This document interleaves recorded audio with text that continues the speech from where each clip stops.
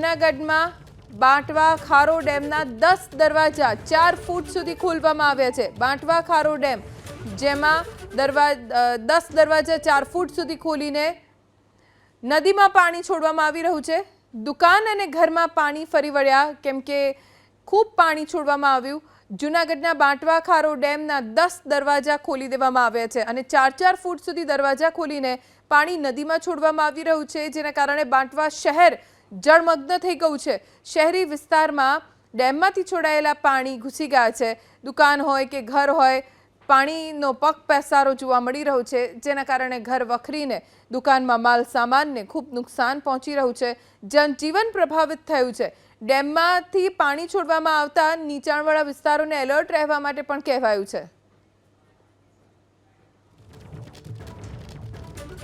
તો જૂનાગઢના બાદલપરા 2 ડેમના 4 દરવાજા ખોલવામાં આવ્યા છે।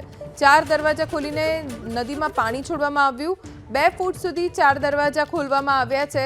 સતત પાણીનો આવરો વધતા રૂલ લેવલ જાળવવા માટે ડેમમાંથી પાણી છોડવામાં આવ્યું છે, જેના કારણે નીચાણવાળા વિસ્તારોને એલર્ટ રહેવા માટે કહેવાયું છે। ખાસ તો જે નદીમાં પાણી છોડવામાં આવ્યું છે એ નદીના તટ નજીક જેટલા પણ ગામડાઓ આવેલા છે ત્યાં સાવચેતી રાખવા માટે કહેવાયું છે। સૂચના પણ જાહેર કરી દેવામાં આવી છે। વંથલી તાલુકાના નદીકાંઠાના ગામોને એલર્ટ રહેવા માટે અપીલ કરવામાં આવી। ગેડ પંથકના ગામોને પણ એલર્ટ કરી દેવાય છે, કારણ કે ગેડમાં તરત જ પાણી ભરાઈ જાય છે અને મહિનાઓ સુધી, કેટલાય દિવસો સુધી એ પાણી ભરાયેલા રહે છે।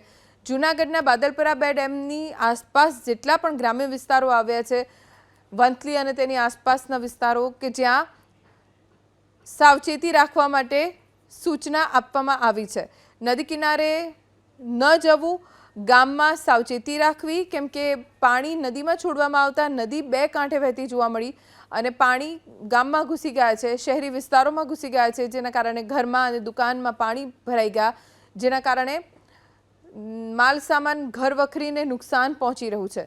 તો ખેતરો પણ જળબંબાકારની સ્થિતિમાં મુકાઈ ગયા છે। નદી કાંઠાના જે ખેતરો છે તે જળબંબાકાર થઈ ગયા છે, પણ નદી અત્યારે 2 કાંઠે વહેતી જોવા મળી રહી છે। દૂર દૂર સુધી નદીનો તેજ પ્રવાહ વહેતો જોવા મળી રહ્યો છે।